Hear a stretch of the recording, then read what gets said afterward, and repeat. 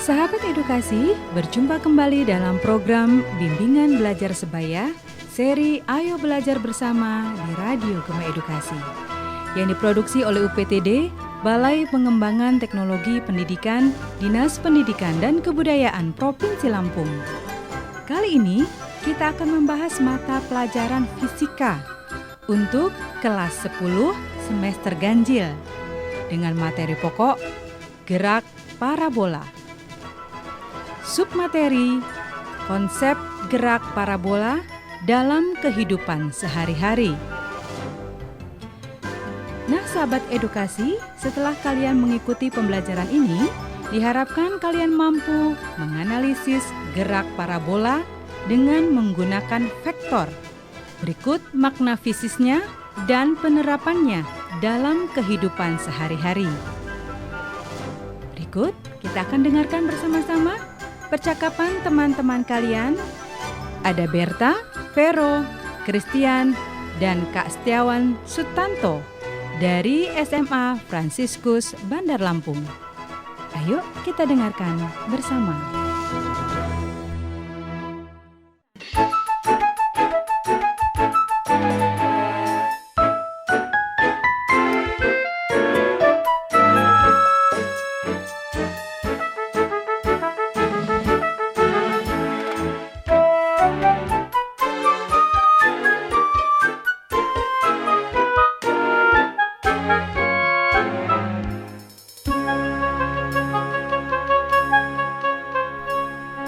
Sahabat edukasi, salam jumpa bersama Kak Setiawan dalam mata pelajaran fisika tentang gerak parabola. Gerak parabola adalah gerak yang membentuk sudut tertentu terhadap bidang horizontal. Pada gerak parabola, gesekan diabaikan, dan gaya yang bekerja padanya hanyalah gaya berat dan percepatan gravitasi saja. Gerak yang lintasannya berbentuk parabola disebut gerak parabola. Contoh umum gerak parabola adalah gerak benda yang dilemparkan ke atas membentuk sudut tertentu terhadap permukaan tanah. Gerak parabola dapat dipandang dalam dua arah, yaitu arah vertikal atau sumbu Y yang merupakan gerak lurus berubah beraturan atau GLBB, dan arah horizontal atau sumbu X yang merupakan gerak lurus beraturan atau GLB. Nah, siapa saja yang pernah belajar fisika kinematika tentu masih ingat tentang gerak parabola. Biasanya yang paling sering ditanya dalam ujian adalah jarak dan tinggi maksimum dari benda yang dilempar. Namun, bagaimana jika yang ditanya panjang lintasan maksimum yang dilalui benda? Untuk lebih jelasnya, mari kita dengarkan ulasan berikut ini.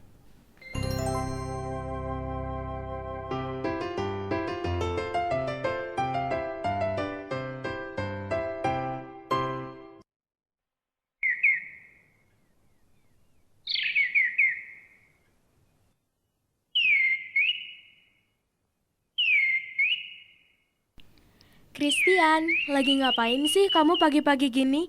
Kok sudah ngelamun? Ini loh, Fer. Saya lagi mikirin tentang pelajaran fisika. Wah, fisika? Materi apa tuh yang buat kamu jadi ngelamun gitu? Kamu nih, Fer, malah godain gitu. Bantuin saya dong. Iya deh, materi apa sih? Kalau saya bisa, saya bantu deh. Kamu pernah nggak sih kepikiran manfaat kita mempelajari gerak parabola? Parabola? Iya, gerak parabola loh. Bukan antena parabola ya. Iya, Chris. Gerak parabola ya? Gerak parabola kan sering disebut juga gerak peluru. Loh, kok jadi gerak peluru? Iya loh, karena gerak parabola mirip dengan peluru yang ditembakkan. Wah, terus Fer, jelasin lagi dong. Nah, pada gerak parabola, penyebab gerakan benda dan gesekan udara dapat diabaikan.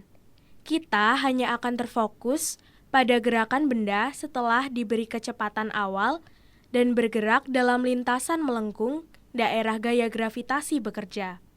Hai teman-teman, lagi apa sih? Asik bener kalian ngomongnya. Lagi ngomongin apaan? Ini loh Berta, kami lagi membahas tentang gerak parabola. Kamu tahu nggak contoh gerak parabola? Oh, contoh gerak parabola. Banyak kok, Kris. Misalnya, gerakan bola tenis ketika melambung akibat dorongan dari raket tenis. Gerakan bola basket yang masuk ke ring. Gerakan bola golf setelah dipukul oleh pemain menggunakan stick golf. Gerakan bola voli. Dan gerakan lompat jauh. Nah, benar banget tuh. Itu contoh gerak benda berbentuk parabola ketika diberikan kecepatan awal, dengan sudut elevasi terhadap garis mendatar atau garis yang horizontal. Memang ada contoh gerakan parabola jenis lain? Ada, Kris. Gerakan benda berbentuk parabola ketika diberikan kecepatan awal pada ketinggian tertentu dengan arah yang sejajar dengan sumbu X atau horizontal. Nah, kalau contoh dalam kehidupan sehari-hari, apa tuh? Ada kok, misalnya bom yang dijatuhkan dari pesawat serta benda dilemparkan dari atas ke bawah jurang. Wah, ternyata banyak ya. Masih ada yang lain nggak tuh? Masih ada lagi, seperti gerakan benda berbentuk parabola ketika diberikan kecepatan awal dari ketinggian tertentu, dengan sudut elevasi terhadap garis horizontal. Contohnya dong, biar tambah jelas. Nah, contohnya seperti penembakan rudal atau mortir. Kamu pernah lihat kan, Kris? Pernah sih, tapi di televisi. Kalau yang pernah saya lihat dan lakukan, itu sih mercon terbang tuh. Wah, bener tuh. Itu sama juga. Tapi hati-hati ya, karena main mercon terbang bisa berbahaya. Cie, Berta perhatian banget sih sama Christian. Hus, udahlah bercandanya. Kalau gitu, gerak parabola dipengaruhi oleh beberapa hal dong. Wah, Christian, sudah paham nih sekarang. Menurut kamu, apa aja tuh faktornya? Ada 3 nih faktornya. Yang pertama, benda bergerak karena ada gaya yang dikenakan padanya, seperti dilempar, ditendang, atau yang lainnya. Terus, yang kedua, gaya gravitasi yang mengarah ke pusat bumi. Dan yang ketiga, adanya hambatan atau gesekan udara. Wah, keren kamu, Kris. Udah paham ya sama gerak parabola. Iya nih, kalau gitu jangan ngelamun lagi ya. Jangan sampai dong mikirin gerak parabola, kamu jadi cepat tua. Wah, kalian ini bisa aja. Ini juga berkat bantuan dari kalian kok. Terima kasih ya teman-temanku yang baik.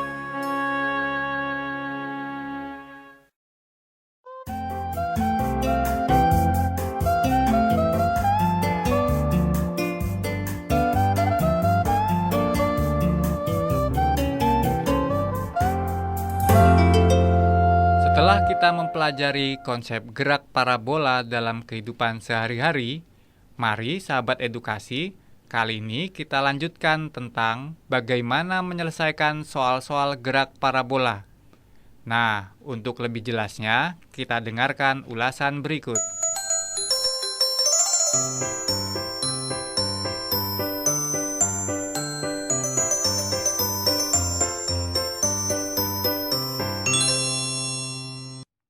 Hai teman-teman semua. Hai Vero. Teman-teman, setelah waktu itu kita bahas tentang gerak parabola. Bagaimana kalau sekarang kita coba mengerjakan soal-soal gerak parabola? Wah, boleh tuh. Tapi kita harus tahu dong rumusnya apa aja. Nah, benar tuh. Kalian tahu nggak sih ciri-ciri gerak parabola? Saya tahu kok, ciri-ciri gerak parabola ada 3. Yang pertama, jarak terjauh ditempuh dengan sudut 45 derajat. Yang kedua, pasangan sudut yang menghasilkan sudut 90 derajat akan menghasilkan jarak tempuh yang sama. Yang kedua, pasangan sudut yang menghasilkan sudut 90 derajat akan menghasilkan jarak tempuh yang sama.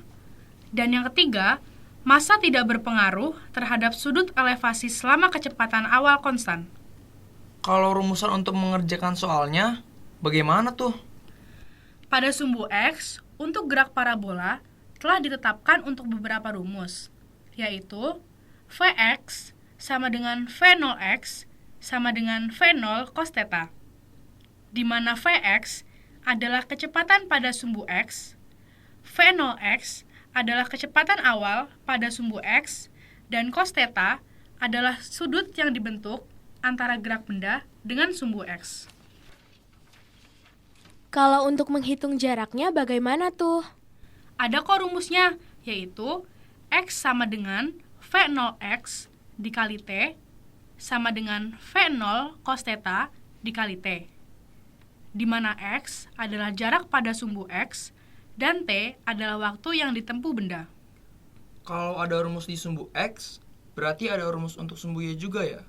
Ada dong, untuk sumbu Y rumusnya VY sama dengan V0Y dikurang GT sama dengan V0 sin theta dikurang GT, di mana VY adalah kecepatan pada sumbu Y, V0Y adalah kecepatan awal pada sumbu Y, G adalah percepatan gravitasi yaitu 10 meter per sekon kuadrat, T adalah waktu yang ditempuh benda, dan sin theta adalah sudut yang dibentuk antara gerak benda dengan sumbu Y. Kalau di sumbu X itu kan jarak terjauh, berarti di sumbu Y itu ketinggian ya? Bener banget, Vero. Untuk ketinggian benda, bisa kita gunakan rumus Y sama dengan V0Y dikali T dikurang setengah GT kuadrat, di mana Y adalah ketinggian benda dan G adalah percepatan gravitasi bumi, yaitu 10 meter per sekon kuadrat. Nah, saya punya soal gerak parabola nih teman-teman. Begini soalnya. Apabila pada suatu benda dilemparkan dengan sudut elevasi 30 derajat dan kecepatan awal 20 meter per sekon, jadi berapakah tinggi yang dicapai dengan maksimum pada benda tersebut? Ayo kita jawab bersama. Kita bisa tentukan dulu yang diketahui.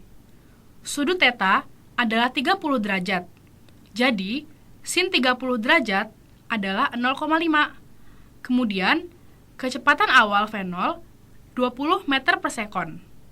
Sehingga, V0Y adalah V0 sin theta, yaitu 20 dikali 0,5, yaitu 10 meter per sekon. Nah, dengan menggunakan rumus gerak vertikal ke atas, kita bisa menentukan waktunya terlebih dahulu untuk mencapai ketinggian maksimum. Lalu cara mencari waktunya bagaimana?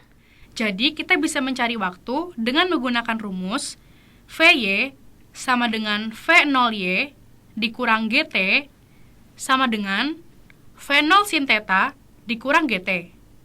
Dan memasukkan nilai VY sama dengan 0, kita bisa mendapatkan nilai 0 sama dengan 10 dikurang 10T. Jadi, bisa kita dapatkan T sama dengan 1 detik. Kok bisa dianggap VY sama dengan 0? Karena pada ketinggian maksimum, tidak mungkin benda itu bergerak lagi ke atas. Jadi, VY kita beri nilai sama dengan 0. Oh iya ya. Terus, lanjutkan ketinggiannya Berta. Nah, kalau sudah kita dapatkan nilai T sama dengan 1 detik, maka kita masukkan ke rumus Y sama dengan V0Y dikali T dikurang setengah GT kuadrat. Sehingga diperoleh nilai Y sama dengan 10 dikali 1 dikurangi setengah kali 10 kali 1 kuadrat dan diperoleh nilai 5 meter. Wah, kamu keren ya Berta. Saya jadi lebih paham tentang gerak parabola.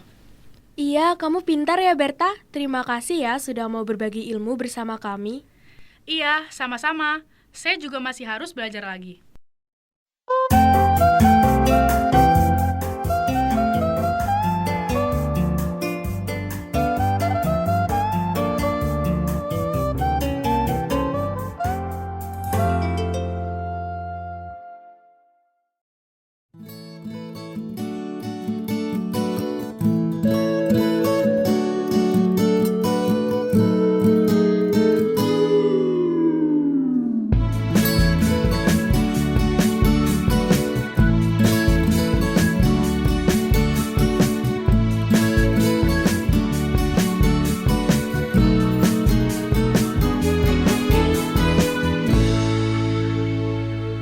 Hai sahabat edukasi, jumpa lagi bersama Kak Wawan yang sebelumnya kita sudah membahas tentang gerak parabola untuk mencari ketinggian maksimum.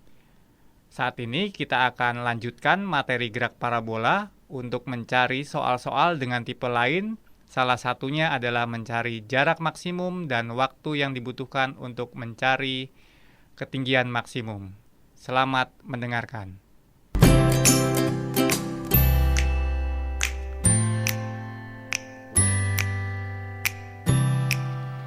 Berta, kita lanjutkan yuk pembahasan soal tentang gerak parabola yang sebelumnya. Ayo, Christian mana ya? Iya ya, biasanya dia kan datangnya tepat waktu. Iya. Hai teman-teman, maaf ya saya terlambat. Tadi saya ketemu pembina OSIS dulu. Iya sih, yang orang sibuk. Iya nih Christian, udah jadi orang penting nih. Hus, apaan sih? Udah yuk kita belajar lagi. Saya punya nih beberapa soal tentang gerak parabola.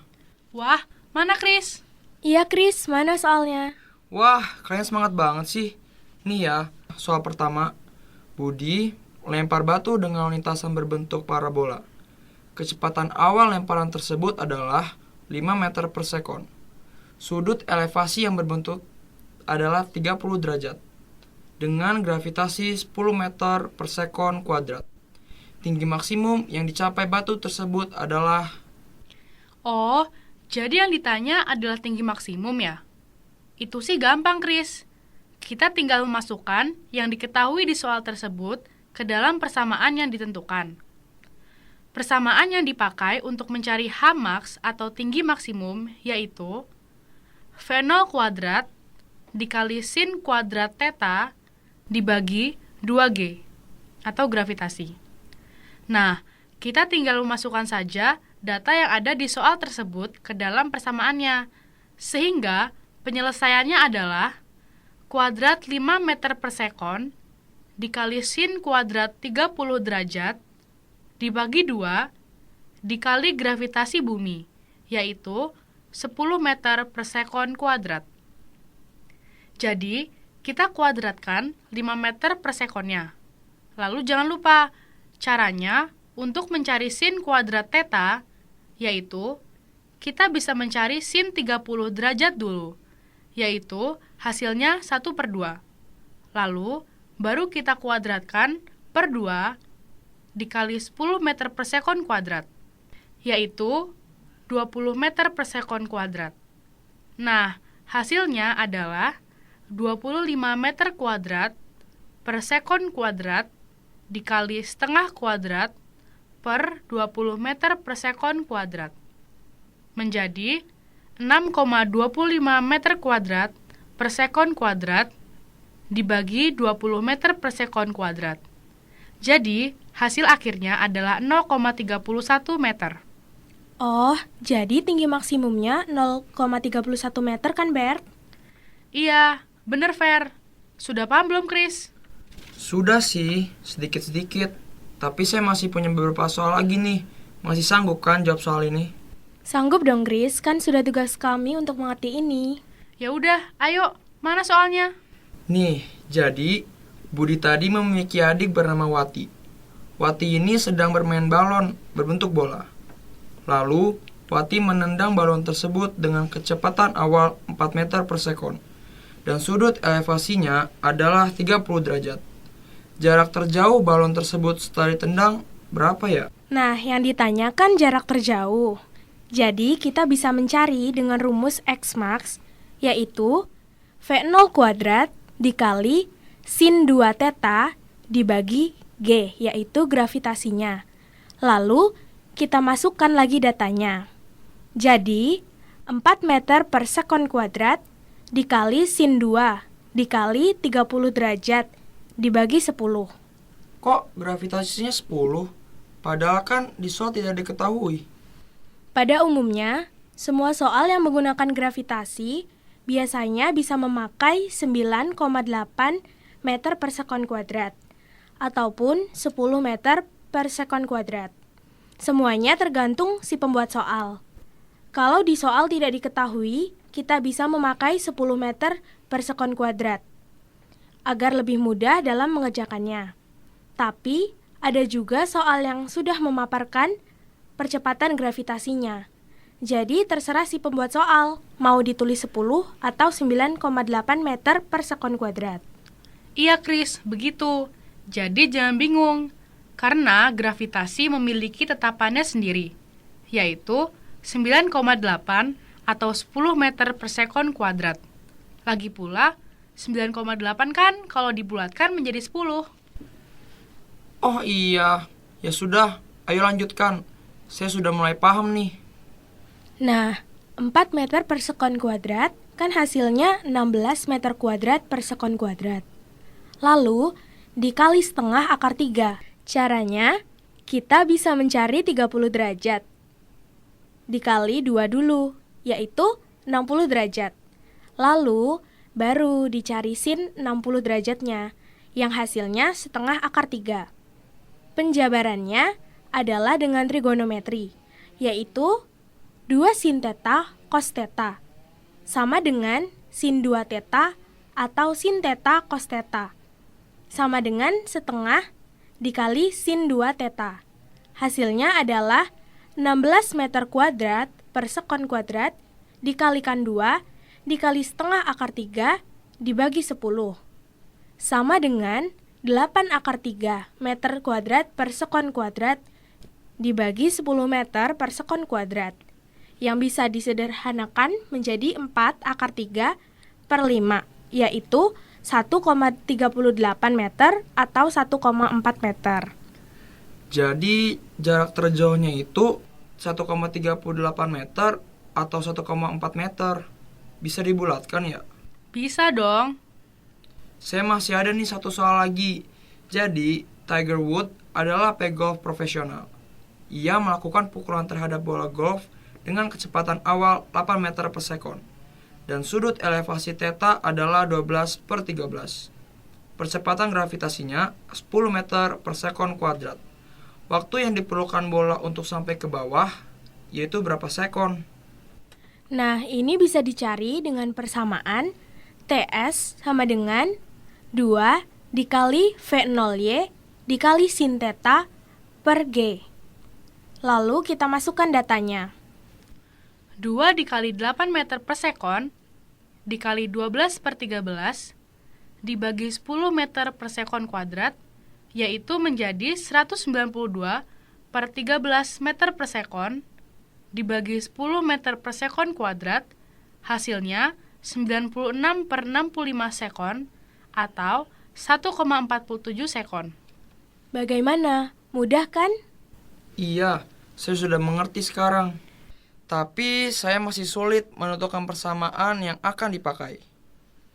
Tenang saja, saya ada kok tips dan trik untuk bisa memahami atau menghafal persamaannya dengan mudah. Perlu diingat bahwa untuk soal yang menanyakan ketinggian maksimal, titik terjauh, dan waktu yang diperlukan saat titik tertinggi, itu memakai persamaan yang istimewa, karena hanya bisa dicari dengan persamaan yang sudah ditetapkan saja, dan kita hanya tinggal memasukkan datanya. Lalu, cara mudah yang dilakukan guru saya agar mudah mengingatnya adalah dengan membuat kalimat yang mudah diingat dari singkatan rumus tersebut. Contohnya apa, Fer? Misalnya, mencari ketinggian maksimum, yaitu Haji Vovo senang-senang dengan 2 gajah. Haji adalah hamaksnya atau ketinggian maksimum. Vovo adalah V0 kuadrat. Senang-senang adalah sin kuadrat theta. Dan 2 gajah adalah 2 dikali gravitasinya. Wah, boleh juga tuh dicoba. Ada lagi, Fer? Ada dong. Cara mencari titik terjauh misalnya, yaitu suami Vovo senang 2 teh gelas. Bisa tebak nggak ini disingkat menjadi apa? Suami itu X-Max ya? Benar, lalu apa lagi? Vovo itu V0 kuadrat. Senang 2 teh itu sin 2 theta kan? Gelas itu gravitasinya. Yeay, kalian benar. Gimana, seru kan? Iya, Fer. Jadi mudah untuk menghafalkannya. Iya nih, semoga aja manjur saat kita lupa rumus waktu ulangan atau kuis.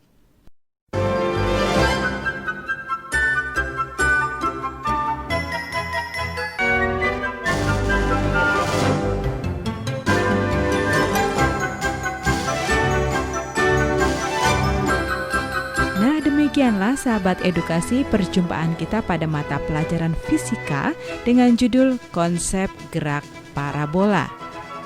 Jangan lupa untuk kembali mengulang pembelajaran yang sudah diberikan dan semoga bermanfaat.